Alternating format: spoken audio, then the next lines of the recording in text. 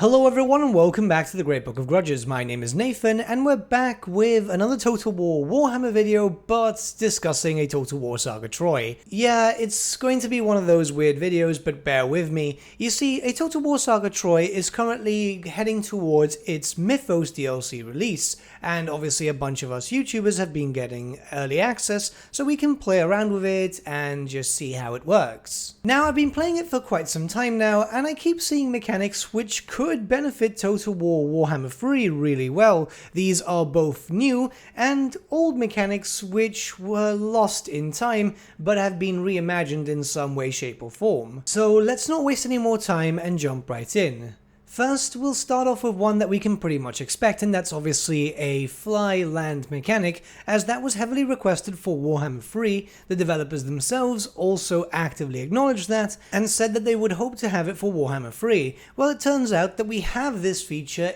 in Troy, which is quite cool, as obviously we weren't really expecting that, were we? Now, as it stands, it's okay. It does need to be changed up a little bit in terms of animation and so on for Warhammer instead of Troy, as of course you have to take into account that obviously in Troy it's based on a griffin, whereas in Warhammer we've got magical beasts, but we also have humanoids, so they wouldn't be moving around as they do in Troy, where for some reason they move a bit forward and then they move back and so on. You could expect, like for example, a Bloodthirster or a Lord of Change to be able to just jump up or jump down into the sky and to the ground, respectively. This is a massive step forward, however, as we are aware, the Warhammer series has a lot of flying monsters and a lot of flying humanoids, and we're gonna get a lot more when it comes to Warhammer 3 when we start taking into account loads of demons and so on, so this is gonna be very, very helpful for armies which might just need it. So for example, if you want to doomstack with Bloodthirsters, you're very much able to. However, without this fly mechanic, you're going to need something on foot that was going to be able to hide, or else it's just not going to be a full 20-man doomstack if they're all flying, because we know there is some issues there. Of course, you take penalties and you can actually lose if you have nothing on the ground. Next, we're seeing the return of special formations again. I believe this was in the baseline Troy, but now seeing this with centaurs, it makes me think on how this could benefit Warhammer. Just imagine all these Alarian Reavers and so on being able to ride around in circles and fire at any enemies that may come into range. It's just something which kind of looks pretty cool, doesn't it? I mean, formations as a whole should make a massive return to Warhammer, as we've seen them in near enough every single Total War game, but Warhammer's just got like some stripped down version. Yeah, like 1 or 2 for cavalry, but I think that's pretty much it.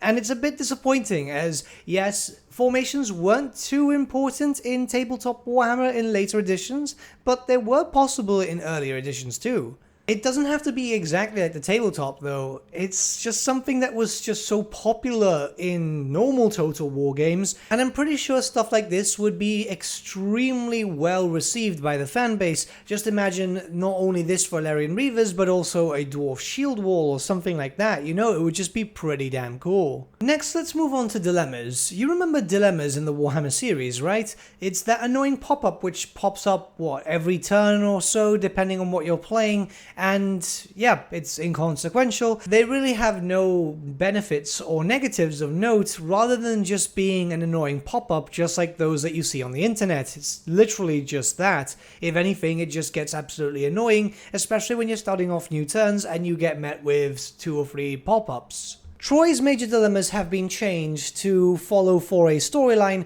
which, yeah, that whole stuff doesn't really work too well for Warhammer 3, we've already got our own storylines to deal with and so on, but having some sort of side story which is focused around a number of dilemmas, which have some permanent negative and bonuses, then that would be kind of cool, wouldn't it? Think about it this way, where you would be met with these pop-ups, but at least now you would be following some sort of story. 5 or 6 different dilemmas with multiple different options, and as you progress through this, it can lock out certain things, certain responses from you and so on, so you're going to have to actually read through them, think about it, and just make it very RPG sense. Just some bigger element of choice would be cool, especially for something like Warhammer. It's already got it in a very minor sense, mostly revolving around stuff like quest battles, or maybe that of, say for example, the Beastmen Darkmoon, but even then it's not too common. The other stuff is just pretty much Yeah, it's kind of boring. I'm just going to outright say it. It's kind of boring. Troy's reimagined version just fits the idea of fantasy a lot more.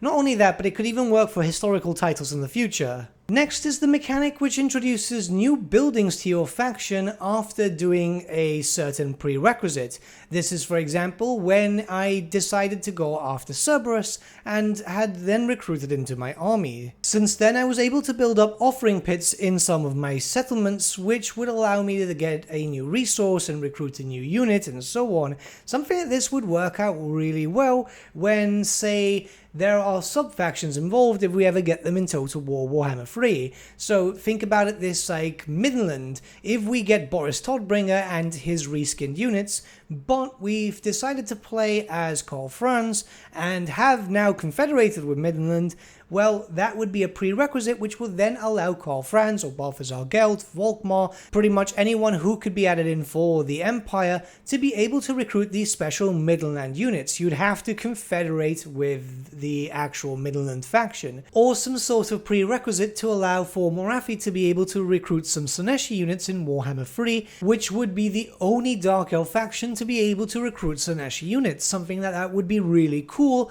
especially as it's a mechanic that you'd get later on down the line. These are just some examples that strike out to me the most at the moment. There could be some more, though I'll have to play a bit more of Troy just to find out. Saga titles themselves were supposed to be experimental, and let's be honest, even from the stuff that we've seen of Troy through the myth behind the legend stuff, a lot of that stuff can easily be transferred to either Warhammer or even future historical games, so I feel like maybe stuff from the MYTHOS DLC could be easily transferred into Warhammer 3 or any other fantasy titles they might think of in the future. Though if the Warhammer fanbase is interested in these mechanics, then it's probably best to start talking about it now, as well, if Warhammer 3 is still in production or they're still thinking about things that could be added, it's better now than never.